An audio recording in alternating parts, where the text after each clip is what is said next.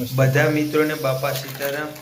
તો આજે આપણી રેસીપીમાં પાટણનું પ્રખ્યાત સિંગ ભજીયાનું શાક બનાવવાના છે, એકદમ મસ્ત ગ્રેવી વાળું। તો આ વિડીયો તમે જોતા રહેજો।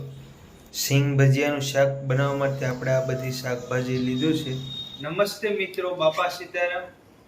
તો આપણે આ સિંગ ભજીયાનું વાયરલ શાક છે એ બનાવવાનું છે। અત્યારે સિંગ ભજીયાનું શાક મસ્ત બને। આપણે આ બે સિંગ ભજીયા લીધા છે અને આ ટમેટા, ડુંગળી, લસણ, આદુ અને આ કાજુનું આપણે ગ્રેવી બનાવી નાખશું। અને આપણે થોડુંક પાણી નાખીને પલાળી દઈએ।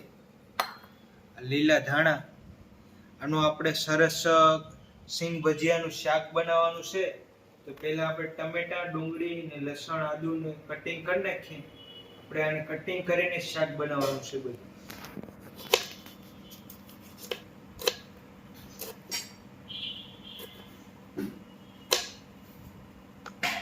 ટમેટાને આગળની ડીટનો ભાગ કાઢી નાખવાનો।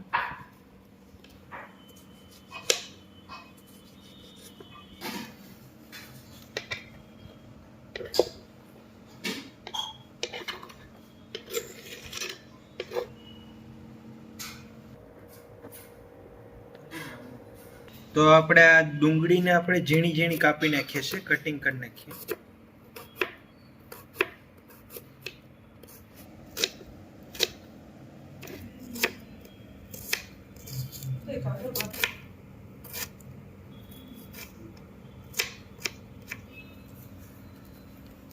બસ લસણની કટિંગ કરી નાખીએ આપણે। આ રીતે ઝીણું ઝીણું કટિંગ કરી નાખવાનું।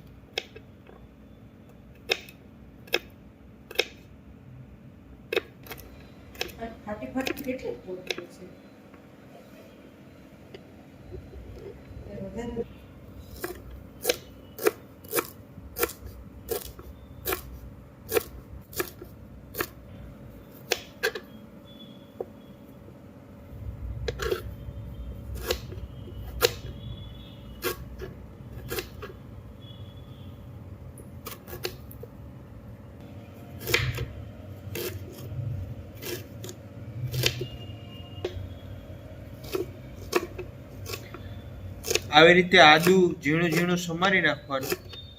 તો આમાં મિક્સરમાં ગ્રાઇન્ડ કરવાની જરૂર નહીં પડે।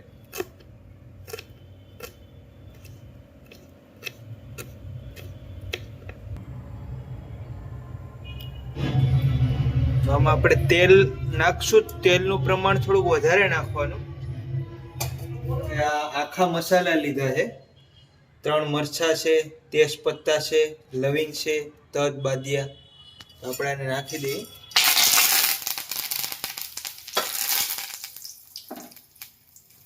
આપણે ડુંગળી નાખી દઈએ છીએ।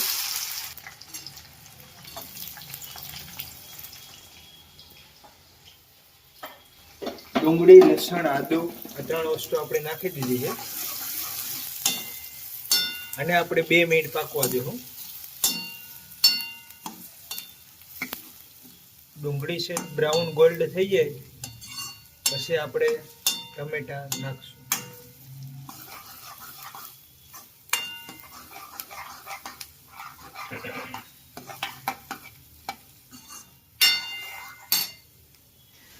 કાજુ પલળી ગયા છે, હવે આપણે આની ગ્રેવી કરી નાખવાની છે આ મિક્સરના જારમાં।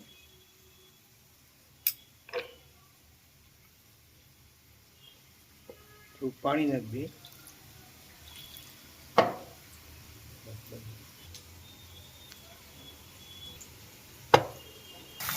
તો 2 મિનિટ જેવું થઈ ગયું છે, ડુંગળી પાકી ગઈ છે। આપણે આની અંદર હવે ટમેટા નાખી દઈએ। ટમેટા નાખી દીધા છે, હવે ટમેટાને આપણે 3-4 મિનિટ પકાવવા દેવું। ટમેટા પાકી જાય પછી આપણે આની અંદર મસાલા નાખશું।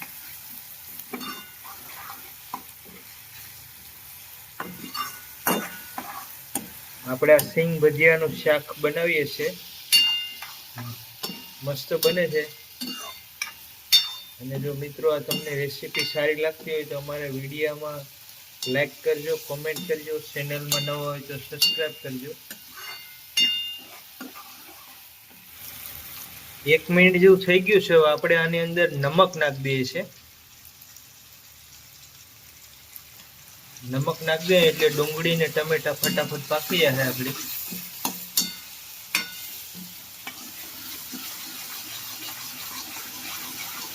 ફૂલ ગેસ ઉપર જ આપણે શાક પકાવવાનું.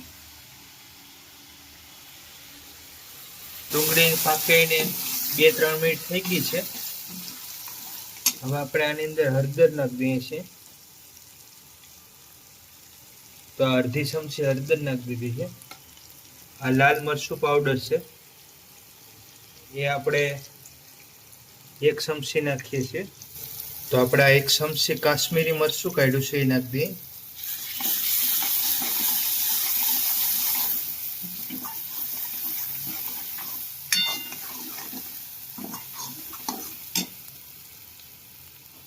થોડુંક પાણી નાખી દે, હું મરચું બરે નહીં એટલે.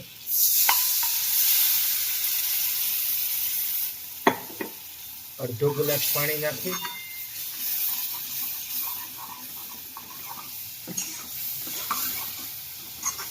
અને આપણે આને 1 મિનિટ પકાવવા દેવું એટલે ચટણી હળદર મસ્ત પાકી જાય.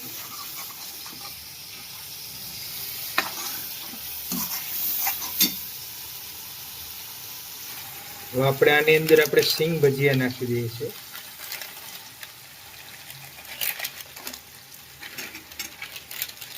તો આપણે આ બે થેલી સિંગ ભજીયા નાખી દીધા છે.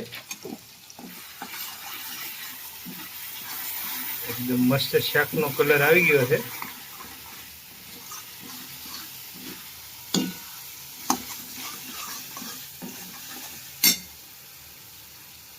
આપણે આ કાજુનું જે ગ્રેવી બનાવી એ નાખી દઈએ છીએ. આ કાજુનું ગ્રેવી નાખજો, એનાથી શાકનો સ્વાદ મસ્ત આવશે. કોઈ પણ નવીન શાકમાં આ મસ્ત લાગે. આનાથી શાક મસ્ત બનશે સિંગ ભજીયાનું.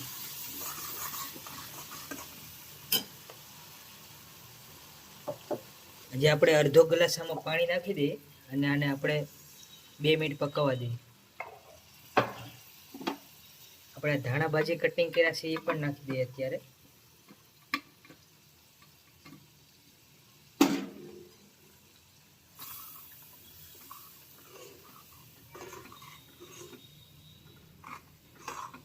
હવે આપણે આને ધીમા ગેસ ઉપર આપણે 2 મિનિટ પકાવવા દેવું. તો મિત્રો હવે આપણું શાક પાકી ગયું છે. આપણે 1 ચમચી આમાં ધાણા જીરું નાખી દઈએ છીએ અને ગરમ મસાલો નાખી દઈએ છીએ. તો આપણું આ સિંગ ભજીયાનું શાક પાકી ગયું છે. આપણે આને નીચે ઉતારી લઈએ.